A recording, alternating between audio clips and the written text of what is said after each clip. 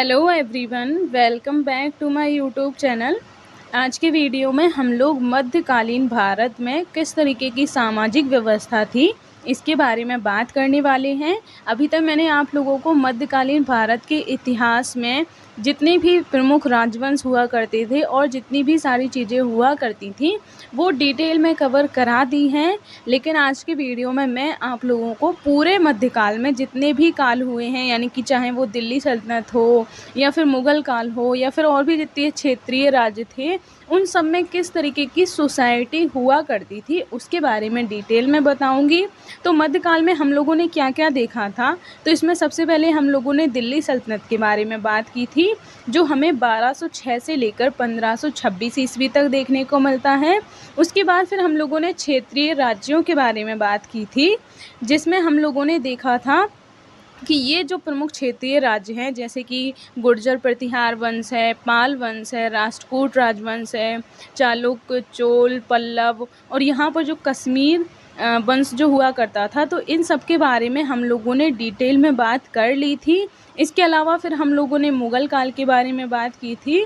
इसके अलावा फिर हम लोगों ने 18वीं सदी में जो क्षेत्रीय राज्य हुआ करते थे, जिनमें हम लोगों ने देखा था कि अवध के जो नवाब हैं, बंगाल के नवाब हैं, मराठा हैं और जो यूरोपीय कंपनियां भारत में आने लगी थी, उन सब के बारे में हम लोगों ने डिटेल में बात कर ली थी। इसके बाद फिर हम लोगों ने दिल्ली सल्तनत में भी 5 वंश के बारे में बात की थी। इनमें पहला हम लोगों ने गुलाम वंश देखा था, दूसरा हम लोगों ने खलजी वंश देखा था, तीसरा फिर तुगलक वंश, फिर सैयद वंश और फिर लोधी वंश, और लोधी वंश के बाद फिर हम लोगों ने मुग़ल वंश के बारे में बात की थी। तो अभी तक मध्यकालीन भारत के इतिहास में हम लोगों ने इतनी सारी चीज़ें जो हैं वो कवर कर ली थी। अगर आप लोगों ने मेरे ये वाले वीडियोस नहीं देखे हैं तो उनका लिंक आप लोगों को डिस्क्रिप्शन बॉक्स में मिल जाएगा, वहाँ से जाकर आप लोग मेरे ये वाले वीडियोस डिटेल में देख सकते हैं। इसके अलावा अगर आप लोग एंसेंट हिस्ट्री भी देखना चाहते हैं तो मैंने एंसेंट हिस्ट्री भी कंप्लीट करवा दी है, उसका लिंक भी आप लोगों को डिस्क्रिप्शन बॉक्स में मिल जाएगा, वहाँ से जाकर आप लोग मेरे एंसेंट हिस्ट्री के भी वीडियोस देख सकते हैं। तो चलिए अब हम लोग आज के वीडियो को शुरू कर लेते हैं। लेकिन उसके पहले अगर आप लोग मेरे वीडियो पर नए हैं तो प्लीज़ मेरे चैनल को सब्सक्राइब कीजिएगा, जिससे कि इसी तरीके के और भी वीडियो आप लोगों को मिलते रहें। तो चलिए अब हम लोग मध्यकालीन भारत में सामाजिक व्यवस्था किस तरीके की थी इसके बारे में बात कर लेते हैं। तो जब भी हम लोग किसी भी टाइम पीरियड की सोसाइटी के बारे में बात करते हैं तो उसमें कुछ प्रमुख बातें होती हैं जो हमें हर टाइम पीरियड के बारे में डिटेल में जाननी ज़रूरी रहती हैं, जैसे कि वर्ण व्यवस्था, जाति प्रथा, इसके अलावा वहाँ पर महिलाओं की स्थिति किस तरीके की थी, इसके अलावा वहाँ पर एजुकेशन किस तरीके की थी, उन लोगों का खान पान, रहन सहन, ये सब किस तरीके का था। तो ये कुछ फैक्टर्स होती हैं जो हम जब भी किसी भी टाइम पीरियड की सोसाइटी के बारे में बात करते हैं तो इनके बारे में बात करना ज़रूरी रहता है। तो अगर हम लोग मध्यकाल में वर्ण व्यवस्था या फिर जाति प्रथा के बारे में बात करें तो इस टाइम का जो समाज था, यानी कि मध्यकालीन भारत का जो समाज हुआ करता था, उसको अगर हम लोग धार्मिक दृष्टिकोण से देखें तो वहाँ पर हमें 2 धर्म ज़्यादा दिखाई देते थे, जैसे कि हिंदू धर्म और इस्लाम धर्म। इनको मानने वाले जो अनुयायी हुआ करते थे उनकी संख्या ज़्यादा देखने को मिलती है। लेकिन इनके अलावा और भी कुछ धार्मिक संप्रदाय हुआ करते थे, जैसे कि सिख, पारसी, जैन इत्यादि और भी संप्रदायों के बारे में हमें जानकारी मिलती है। इसके बाद फिर हम लोग अगर बात करें, हिंदू संप्रदाय जो हुआ करता था वो हमें पूर्व मध्यकाल की तरह ही वर्ण व्यवस्था, जाति प्रथा, छुआछूत, ये सब हिंदू संप्रदाय में हमें प्रचलित दिखाई देती थी। इसके अलावा अगर हम लोग बात करें, प्रत्येक दौर में जातियों की संख्या बढ़ती गई थी, यानी कि जैसे जैसे टाइम चेंज होता जाता है वैसे ही हिंदू संप्रदाय में जनसंख्या जो है वो बढ़ती जा रही थी। अब अगर हम लोग दूसरी तरफ बात करें, ये तो हम लोगों ने हिंदू संप्रदाय के बारे में बात कर ली, लेकिन अगर हम लोग इस्लाम संप्रदाय के बारे में बात करें तो उसमें जाति प्रथा, वर्ण व्यवस्था ये सब प्रचलित नहीं हुआ करती थी। यानी कि यहाँ पर जो इस्लाम धर्म को मानने वाले अनुयायी हुआ करते थे उनमें सब लोग एक ही तरीके के हुआ करते थे, उनमें किसी भी तरीके की अलग से जाति व्यवस्था या फिर वर्ण व्यवस्था प्रचलित नहीं हुआ करती थी। लेकिन अगर हम लोग बात करें जब ये लोग भारत में रहने लगे थे तो मुसलमान भी 2 वर्ग में बँट गए थे। एक तो उच्च वर्ग होता था और दूसरा होता था निम्न वर्ग। उच्च वर्ग वाले जो मुसलमान हुआ करते थे उन्हें अशरफ कहा जाता था और निम्न वर्ग वाले जो मुसलमान हुआ करते थे उन्हें अजफाल कहा जाता था। यानी कि पहले जैसे हिंदू धर्म में जो उच्च वर्ग और निम्न वर्ग की जो वर्ण व्यवस्था थी, यानी कि ब्राह्मण, क्षत्रिय, वैश्य और शूद्र वाले जो उच्च वर्ण से लेकर निम्न वर्ण तक की जो वर्ण व्यवस्था थी वो सिर्फ हिंदुओं में प्रचलित थी। लेकिन जब मुस्लिम संप्रदाय के लोग भी भारत में रहने लगे थे तो उनमें भी उच्च वर्ग और निम्न वर्ग के 2 तरीके के मुसलमान देखने को मिलने लगे थे। तो ये हम लोगों ने वर्ण व्यवस्था और जाति प्रथा के बारे में बात की। अब अगर हम लोग बात करें दास प्रथा के बारे में, यानी कि यहाँ पर दास प्रथा किस तरीके की हुआ करती थी, तो जैसा कि हम लोगों ने एंशिएंट टाइम में भी बात की थी, तब भी हमें भारत में दास प्रथा प्रचलित देखने को मिलती थी। लेकिन जब तुर्कों का आगमन भारत में होता है, यानी कि जब मध्यकाल की शुरुआत होती है, उसके पश्चात हम लोग देखते हैं कि दासों का राजनीति में महत्व बढ़ता हुआ दिखाई देता है। यानी कि अगर हम लोग बात करें सल्तनत काल के बारे में, यानी कि जब मध्यकाल की शुरुआत होती है उसमें जब सल्तनत काल आता है, यानी कि दिल्ली सल्तनत का जो टाइम पीरियड रहता है, उसमें जो पहला वंश था वो गुलाम वंश था। गुलाम वंश यानी कि हम लोग उसे कह सकते हैं दासों का वंश, या फिर उसे स्लेव डायनेस्टी भी कहा जाता है। तो वो गुलामों या फिर दासों का वंश हुआ करता था। तो इस तरीके से हम लोग कह सकते हैं कि अब मध्यकाल में स्टार्टिंग में, यानी कि सल्तनत काल में जो दास हुआ करते थे उनकी राजनीति में बहुत महत्वपूर्ण भूमिका हुआ करती थी। लेकिन बाद में हम देखते हैं कि जब मुग़ल काल तक आते आते दासों की भूमिका केवल महल और घर में एक सेवक की भांति ही रह जाती है। यानी कि एक पर्टिकुलर टाइम पीरियड में, यानी कि सल्तनत काल में गुलाम वंश में दासों का राजनीति में बहुत ज़्यादा महत्व दिखाई देता था। लेकिन धीरे धीरे फिर से उनकी भूमिका जो है वो उसी तरीके की हो जाती है जैसी हमें एंशिएंट टाइम में देखने को मिलती थी। यानी कि अब वो सिर्फ महल में जो राजा हुआ करते थे या फिर घर में भी अगर हम लोग बात करें तो वो एक सेवक की भांति ही रह जाते हैं। अब अगर हम लोग सामाजिक वर्ग के बारे में बात करें, यानी कि जो सोसाइटी हुआ करती थी उसमें किस वर्ग के लोग हुआ करते थे, इसके बारे में अगर हम लोग बात करें तो अगर हम लोग आर्थिक और राजनीतिक दृष्टिकोण से देखें तो शहरों में शासक के परिवार के अतिरिक्त, यानी कि जो शहर या फिर जो सिटी वाला एरिया हुआ करता था वहाँ पर एक तो राजा रहा करता था और उसकी फैमिली रहा करती थी, और दूसरे अमीर और उलेमा रहा करते थे। अब ये अमीर और उलेमा कौन हुआ करते थे? तो अमीर जो होते थे वो राजा के जो मंत्री परिषद हुआ करती थी या फिर राजा को सलाह देने वाले जो मंत्री हुआ करते थे वो हुआ करते थे, या फिर इन्हें हम लोग कह सकते हैं कि उच्च पदों वाले जो मंत्री हुआ करते थे उन्हें अमीर कहा जाता था। और जो उलेमा होते थे वो धार्मिक और सांस्कृतिक विद्वान हुआ करते थे तो उन्हें उलेमा कहा जाता था। तो शहर में राजा और उसकी फैमिली के अलावा अमीर और उलेमा लोग जो हैं वो रहा करते थे, जबकि गांव वाला जो एरिया होता था वहाँ पर हमें देखने को मिलता है कि ज़मींदार, इसके अलावा किसान, कारीगर और भी जितने हम कह सकते हैं गरीब वर्ग के या निम्न वर्ग के जो लोग हुआ करते थे वो गांव में रहा करते थे। लेकिन अगर हम लोग बात करें, इतने सारे लोग तो गांव में रहा करते थे, लेकिन उनमें भी जो ज़मींदार और जो ब्राह्मण हुआ करते थे उन्हें अभिजात वर्ग की श्रेणी में रखा जाता था, यानी कि इन्हें उच्च वर्ग में रखा जाता था। यानी कि गांव में भी 2 तरीके के लोग रहा करते थे, एक तो उच्च वर्ग के और दूसरे निम्न वर्ग के। तो उच्च वर्ग में कौन से आते थे? ज़मींदार और ब्राह्मण। और निम्न वर्ग के बारे में अगर हम लोग बात करें तो उसमें कारीगर, मजदूर, सामान्य दास, यानी कि एक तो वो दास हो गए जो राजनीति में जिनकी महत्वपूर्ण भूमिका होती थी, जैसे कि गुलाम वंश में या फिर सल्तनत काल के टाइम में बात करें। लेकिन जो नॉर्मल दास हुआ करते थे वो गांव में ही रहा करते थे और उन्हें निम्न स्तर का या निम्न वर्ग का समझा जाता था। इसके अलावा भूमिहीन, किसान, कारीगर ये सब गांव में रहा करते थे, इन्हें निम्न वर्ग के अंतर्गत माना जाता था। इसके अलावा अगर हम लोग बात करें, ये तो हम लोगों ने बात कर ली कि समाज में 2 तरीके के वर्ग हुआ करते थे, उच्च वर्ग और निम्न वर्ग। दूसरे भी और तरीके के हमें लोग देखने को मिलते थे जिनमें आते थे शिल्पी, यानी कि जो उद्योगकर्ता हम लोग इन्हें कह सकते हैं, यानी कि जितनी भी कोई भी वस्तुएं बनाने का काम है, जैसे कपड़ा बनाने का या फिर और भी जितने भी तरीके के शिल्प हुआ करते थे, कपड़े बनाना, बर्तन बनाना, रथकार जिन्हें बोलते हैं, इस तरीके के बहुत तरीके के शिल्प जो हुआ करते थे, उनको बनाने वाले जो लोग हुआ करते थे, यानी कि जो शिल्पकार हुआ करते थे, इसके अलावा जो व्यापारी हुआ करते थे, यानी कि जो व्यापार करने वाले लोग हुआ करते थे, तो उनका भी एक अलग वर्ग हमें समाज में देखने को मिलता था और इनकी भी समाज में महत्वपूर्ण भूमिका हुआ करती थी। इसके अलावा अगर हम लोग बात करें मुग़ल शासक वर्ग में पहले की तुलना में, यानी कि जब मुग़ल काल आता है तो उसमें हमें देखने को मिलता है कि ईरानियों, हिंदुओं और मुसलमानों को बड़ा महत्व दिया जाता था। यानी कि अगर हम लोग बात करें सल्तनत टाइम के बारे में, यानी कि जब सल्तनत काल हुआ करता था उस टाइम जो शासक वर्ग था, यानी कि जो राजा की जो मंत्री परिषद हुआ करती थी या फिर जो राजा हुआ करते थे, उनमें हमें ज़्यादातर जो मुसलमान वर्ग के या जो इस्लामिक धर्म के अनुयायी हुआ करते थे वो ही देखने को मिलते थे।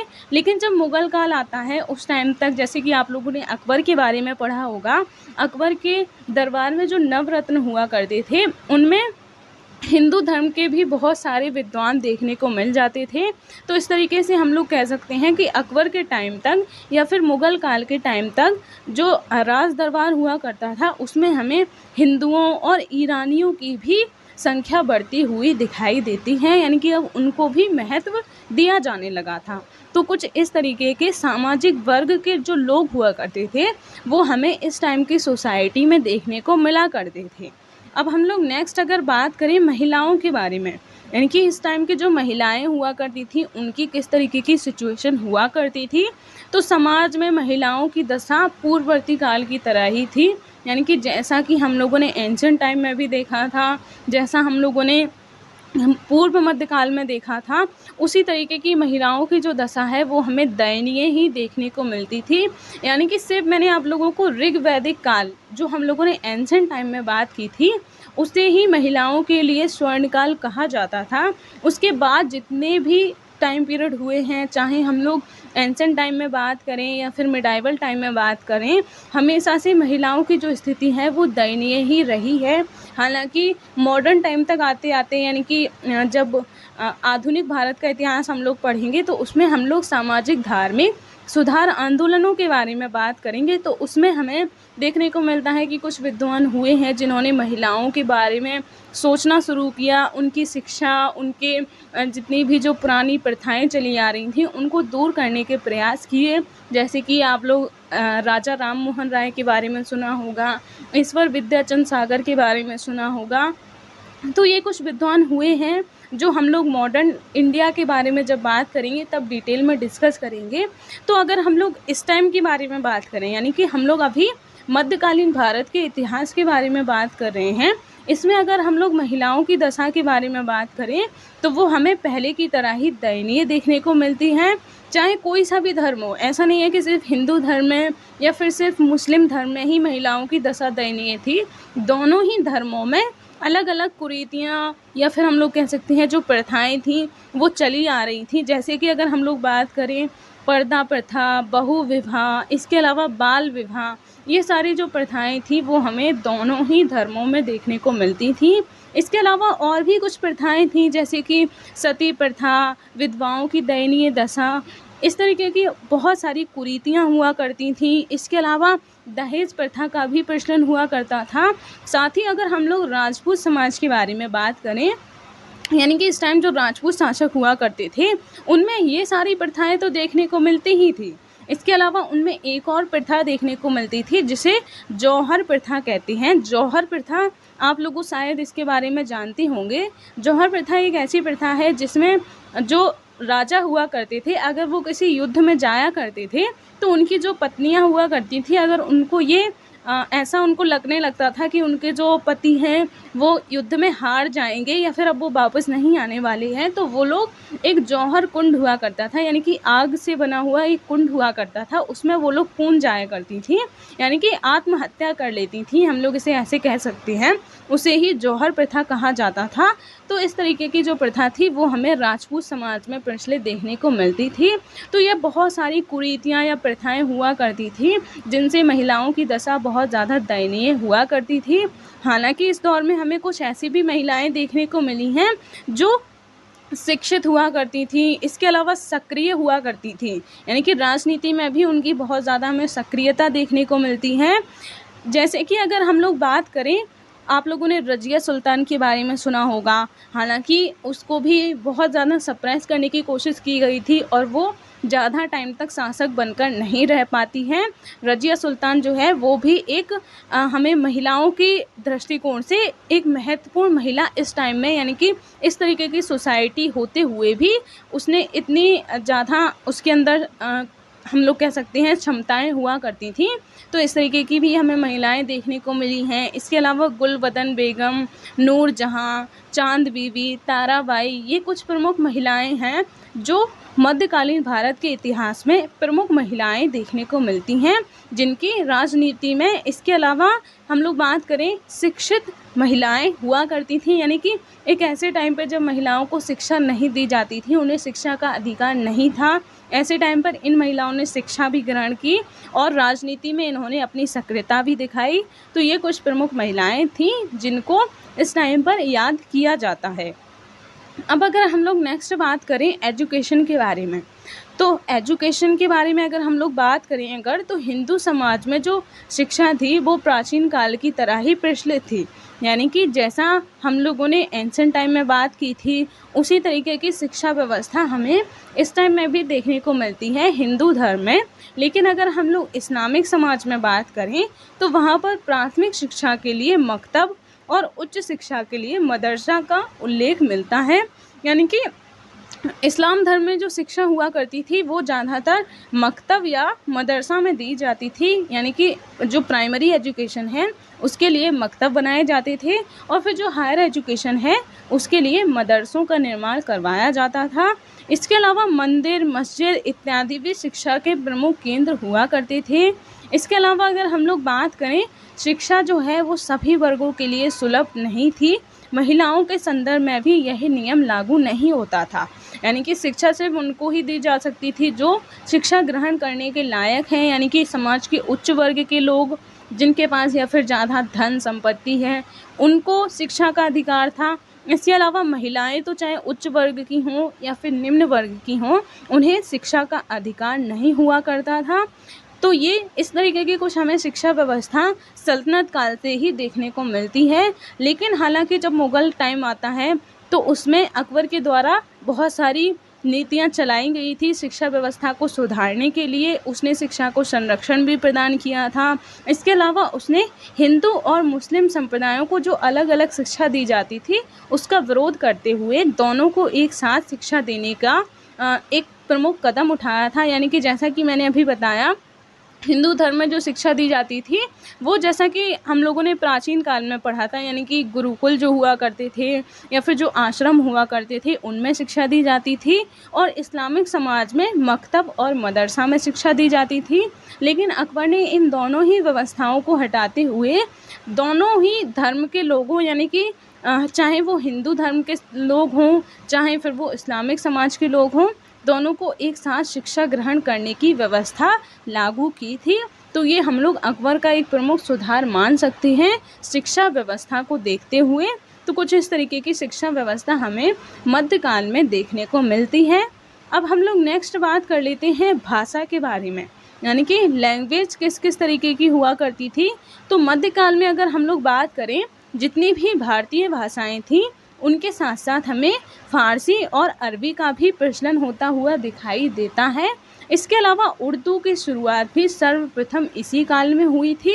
यानी कि अगर हम लोग बात करें, हिंदू धर्म में जो पहले से लैंग्वेज चली आ रही थी वो तो हमें देखने को मिलती ही हैं, लेकिन जैसे अब कुछ फ़ारस से जो लोग आ रहे थे, यानी कि हम लोग बात करेंगे फ्रांस से जो लोग आए थे, इसके अलावा जो अरब व्यापारी हुआ करते थे, जब वो सब लोग भारत में आने लगे थे तो उनकी भी जो लैंग्वेज हुआ करती थी उसका भी अब भारत में प्रचलन होने लगा था। इसके अलावा जो उर्दू जो है वो मुसलमानों की लैंग्वेज मानी जाती है, तो उसकी भी शुरुआत इसी काल में होती हुई हमें दिखाई देती है। और उर्दू के बारे में मैंने आप लोगों को जब सूफ़ी आंदोलन कराया था उसमें भी डिटेल में बताया था कि किस तरीके से उर्दू का विकास हुआ था। उर्दू जो है वो अमीर खुसरो जो उर्दू के पहले कवि भी माने जाते हैं, पहले पोएट उर्दू के, वो अमीर खुसरो थे। तो उन्हीं को उर्दू का विकास का जो श्रेय है वो दिया जाता है, यानी कि उन्होंने ही भारत में उर्दू का विकास किया था। इसके अलावा अगर हम लोग बात करें, मुग़ल शासकों के संरक्षण में भी फ़ारसी, उर्दू व हिंदी भाषाओं का विकास जारी रहता है। यानी कि जो सूफ़ी आंदोलन है वो हमें सल्तनत काल में देखने को मिलता है। तो सल्तनत काल से ही इन भाषाओं का विकास शुरू होने लगा था और इनका विकास हमें मुग़ल काल तक होता हुआ दिखाई देता है। तो इस तरीके से हिंदी के अलावा और भी अरबी, फ़ारसी, उर्दू जो लैंग्वेजेस हैं वो मध्यकाल में हमें देखने को मिल जाती हैं। इसके अलावा अगर हम लोग इनके खान पान और रहन सहन के बारे में बात करें और फिर जो मनोरंजन के इनके जो साधन हुआ करते थे उनके बारे में अगर हम लोग बात करें, तो खान पान में शाकाहार और मांसाहार दोनों का ही प्रचलन देखने को मिलता है। यानी कि ये लोग दोनों ही तरीके के भोजन का सेवन किया करते थे। अगर हम लोग पहनावे के बारे में बात करें तो इनका पहनावा कुछ इस तरीके का हुआ करता था। ये लोग चूड़ीदार पजामा पहनते थे। इसके अलावा सलवार, दुपट्टा और चौका इत्यादि का प्रचलन इस टाइम पे हमें दिखाई देता है। इसके अलावा अगर हम लोग नेक्स्ट बात करें मनोरंजन के साधनों के बारे में, तो मनोरंजन के साधन पहले के ही तरह हुआ करते थे। यानी कि जैसे हम लोगों ने एंशिएंट टाइम में बात की थी, वही सारे साधन इस टाइम भी हमें मनोरंजन के देखने को मिलते हैं। जैसे कि पशुओं की लड़ाई, शतरंज, ताश इत्यादि मनोरंजन के कुछ प्रमुख साधन हुआ करते थे। हालांकि हुमायूं ने, यानी कि मध्यकाल में अगर हम लोग मुग़ल काल में बात करें तो उस टाइम तक हम लोग देखने को मिलता है कि हुमायूं जो है उसने नौका विहार, इसके अलावा मीना बाज़ार इत्यादि की भी शुरुआत की थी, जो मनोरंजन के प्रमुख साधन माने जाने लगे थे। यानी कि ये जो दोनों ही चीज़ें हैं वो इससे पहले, यानी कि हुमायूं के टाइम से पहले देखने को नहीं मिलती थी, लेकिन मीना बाज़ार और नौका विहार ये सब भी बाद में मनोरंजन के प्रमुख साधन बनते जा रहे थे। तो कुछ इस तरीके से इनका खान पान और रहन सहन हुआ करता था, जो हमें मध्यकाल में सल्तनत काल से लेकर मुग़ल काल तक देखने को मिल जाता है। अब हम लोग अगर नेक्स्ट बात करें इनके धर्म और संस्कृति के बारे में, तो मध्यकाल में अनेक धार्मिक और सामाजिक सुधार आंदोलन चलाए गए, जैसे कि भक्ति आंदोलन, सूफी आंदोलन, ये जो आंदोलन है। इसके अलावा नव वैष्णव आंदोलन वो हमें इस टाइम पर देखने को मिलते हैं और इनके बारे में मैंने आप लोगों को डिटेल में करवाया है। अगर आप लोगों ने मेरे वो वीडियोस नहीं देखे हैं तो उनका लिंक आप लोगों को डिस्क्रिप्शन बॉक्स में मिल जाएगा, वहाँ से जाकर आप लोग भक्ति आंदोलन और सूफी आंदोलन के बारे में डिटेल में देख सकते हैं। तो ये जो दोनों ही आंदोलन थे वो समाज में व्याप्त असमानता, इसके अलावा आर्थिक असमानता विशेषकर, क्योंकि आर्थिक यानी कि जो धन की वजह से जो अमीर और गरीब में जो असमानता देखने को मिलती थी, इसके अलावा जो शासक हुआ करते थे वो विलासिता युक्त जीवन व्यतीत करते थे, इसके अलावा जो अलग अलग धर्म संप्रदाय के लोग हुआ करते थे तो उनमें भी कुछ टकराव या फिर भेदभाव जैसी जो सिचुएशंस हैं वो देखने को मिलती थी। तो उन सबको दूर करने के लिए जो सूफ़ी संत हुआ करते थे या फिर और भी जो भक्ति या फिर जो भागवत धर्म को मानने वाले जो भक्त हुआ करते थे, उन्होंने सामाजिक और धार्मिक सुधार आंदोलन चलाए, जिन्हें हम लोग भक्ति और सूफ़ी आंदोलन कहते हैं। तो इन दोनों आंदोलनों ने भी समाज सुधार में एक महत्वपूर्ण भूमिका निभाई। जैसे कि अगर हम लोग बात करें, इससे अलग अलग वर्गों और धर्मों के लोग एक दूसरे को समझने लगे थे, यानी कि उन्हें अब एक दूसरे को समझने का अवसर मिलने लगा था और समन्वयवादी दृष्टिकोण तथा समानता का भी प्रसार होने लगा था। यानी कि अगर हम लोग बात करें, जो सूफ़ी संत हुआ करते थे उनके आश्रम हुआ करते थे जिन्हें खानकाह कहा जाता था।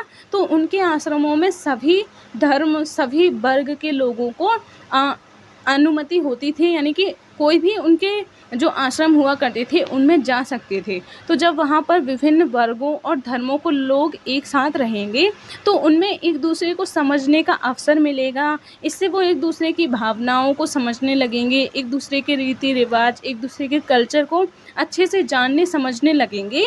तो इस तरीके से उनका जो दृष्टिकोण था वो समन्वयवादी होने लगा था और एक दूसरे में समानता जो है उसका भी प्रचार होने लगा था। तो इस तरीके से हम लोग कह सकते हैं कि इन दोनों ही आंदोलनों की समाज में समानता लाने में एक महत्वपूर्ण भूमिका रही थी। इसके अलावा अगर हम लोग बात करें कि ये जो आंदोलन थे वो हम लोगों ने सल्तनत काल में देखे थे, तो जैसे जैसे इन आंदोलनों का असर होता जाता है, यानी कि मुग़ल काल तक आते आते हम लोग देखते हैं कि हिंदू और मुस्लिम धर्मों में एक समानता या फिर समन्वयवादी दृष्टिकोण जो है उसका विकास हो जाता है। और फिर दोनों ही हिंदू और मुस्लिम संप्रदाय के जो लोग हुआ करते थे वो एक साथ त्यौहार मनाने लगे थे, धूमधाम से त्योहारों का आयोजन करने लगे थे। इसके अलावा दोनों ही संप्रदाय साथ में त्यौहार मनाते थे। इसके अलावा नौरोज़ की जो प्रथा है उसका भी प्रचलन होता हुआ हमें दिखाई देने लगता है। तो इस तरीके से हम लोग कह सकते हैं इसमें एक महत्वपूर्ण भूमिका अकबर की भी देखने को मिलती है, क्योंकि अकबर ने भी ऐसी बहुत सी नीतियां चलाई थीं जिससे हिंदू और मुस्लिम संप्रदायों के बीच जो असमानता थी वो कम हो सके। उसने भी दोनों ही संप्रदाय के जो त्यौहार हुआ करते थे उनमें वो भाग लेता था। इसके अलावा दोनों ही त्योहारों का खूब धूमधाम से आयोजन करवाता था। तो इससे हम लोग कह सकते हैं कि समाज में जो समानता है उसका विकास होता हुआ दिखाई देता है। इसके अलावा अगर हम लोग बात करें धार्मिक क्षेत्र में अकबर ने कई महत्वपूर्ण कदम उठाए, जैसे कि अगर हम लोग बात करें इसने तीर्थ यात्रा कर को समाप्त कर दिया था। इसके अलावा इसने जजिया कर को भी समाप्त कर दिया था। इसके अलावा इबादत खाना की स्थापना की थी। इबादत खाना क्या है? धार्मिक विचार विमर्श के लिए एक हम लोग कह सकते हैं कि सभा एक तरीके से, यानी कि धार्मिक विचार विमर्श है, यानी कि किसी को भी धर्म से रिलेटेड कोई भी बातचीत करनी है तो उससे रिलेटेड एक सभा का आयोजन किया जाता था जिसे इबादत खाना कहा जाता है।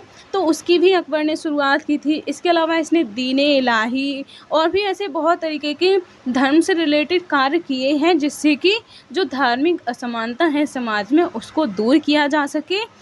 तो ये अकबर द्वारा किए गए कुछ प्रमुख कार्य हैं। अब आप लोग मुझे एक क्वेश्चन का आंसर दीजिएगा। मैंने जब आप लोगों को अकबर के बारे में डिटेल में करवाया था, एक मैंने स्पेशल वीडियो अकबर के ऊपर ही बनाया था, उसमें मैंने आप लोगों को बताया था कि जजिया कर जो है उसे अकबर ने किस ईयर में समाप्त किया था। तो आप लोग अगर वो वीडियो आप लोगों ने देखा है तो आप लोग मुझे इसका आंसर दीजिएगा कि अकबर ने जजिया कर को किस ईयर में समाप्त किया था। तो उसका आंसर आप लोग कमेंट बॉक्स में ज़रूर दीजिएगा। अब हम लोग नेक्स्ट बात कर लेते हैं इसके अलावा उसने और क्या क्या किया था। यानी कि ये तो अभी हम लोगों ने धार्मिक क्षेत्र में बात कर ली, धार्मिक क्षेत्र में ये सुधार किए गए जिससे कि समाज में धार्मिक समानता देखने को मिलती है। लेकिन अगर हम लोग साहित्य या फिर जो संस्कृति है उसके बारे में बात करें, देखिए संस्कृति के बारे में अगर हम लोग बात करते हैं तो उसमें बहुत सारी चीज़ें आ जाती हैं, जैसे कि संगीत, इसके अलावा जो चित्रकला है, इसके अलावा स्थापत्य कला है, मूर्ति कला है, इसके अलावा जो साहित्य है, ग्रंथ हैं। तो इस तरीके की संस्कृति में बहुत सारी चीज़ें आ जाती हैं। लेकिन अभी मैं आप लोगों को संस्कृति के बारे में सिर्फ कुछ चीज़ें करवा रही हूँ, क्योंकि नेक्स्ट वीडियो मैं जब आप लोगों का बनाऊंगी उसमें मैं संस्कृति का जो आर्ट एंड कल्चर यानी कि कला और संस्कृति यानी कि स्थापत्य कला का विकास मध्यकाल में किस तरीके से हुआ उसके बारे में डिटेल में करवाऊंगी।